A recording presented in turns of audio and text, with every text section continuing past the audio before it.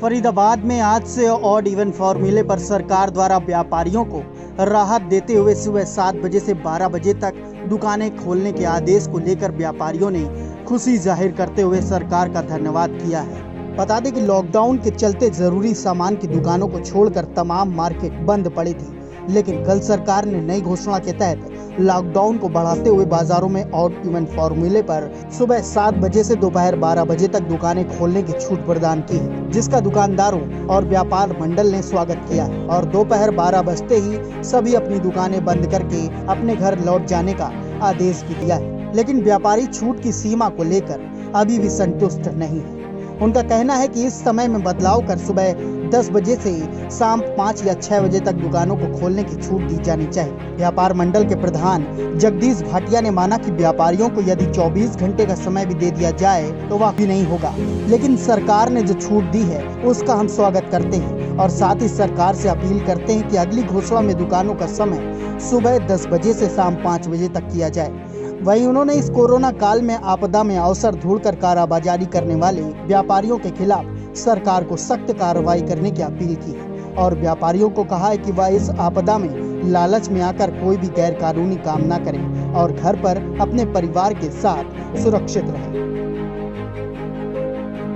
देखो, व्यापारी तो संतुष्ट कभी नहीं हो सकता, उनको 24 घंटे छुट्टी मिल जाए तब भी संतुष्ट हो सकता है, मगर जो आज की डेट में कोरोना महामारी फैली हुई है उसको देखते हुए सरकार ने 7 से 12 बजे तक टाइम दिया है। उसमें अपने को सेफ रखते हुए और अपने ग्राहकों को सेफ रखते हुए ये कार्य करना चाहिए और हम आगे भी ये चाहेंगे ये ऐसे।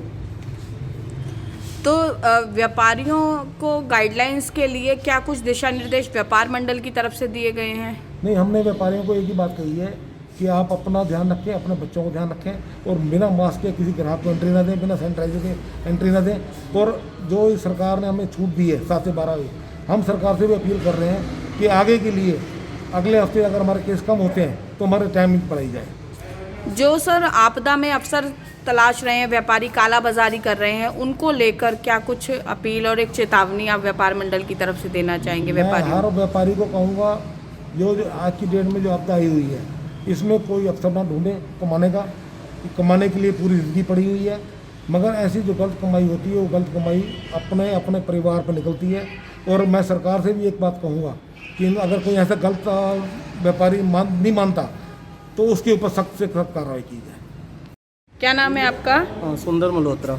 कहाँ पर आपकी दुकान है? 1 नंबर मार्केट, टाइम हाउस, घड़ी की। सुंदर जी, अब डीसी साहब ने परमिशन दी है 7 से 12 बजे तक दुकान खोलने की, क्या खुश हैं इस नए फार्मूले से? 1 महीना पूरा हो गया घर में बैठे बैठे, रूटीन चलाना भी सबका मुश्किल है, स्टाफ भी है, सब लोग छोटे दुकानदार भी बड़े सारे परेशान हो रहे थे, रूटीन नहीं चल रही। तो डीसी साहब का धन्यवाद करते हैं और हमारे जो व्यापार मंडल के पदाधिकारी हैं जगदीश भाटिया जी, प्रधान जी, उन्होंने भी प्रयास किया तो उनका प्रयास सफल रहा कि डीसी साहब से मिलकर उन्होंने मार्केट खुलवा दी।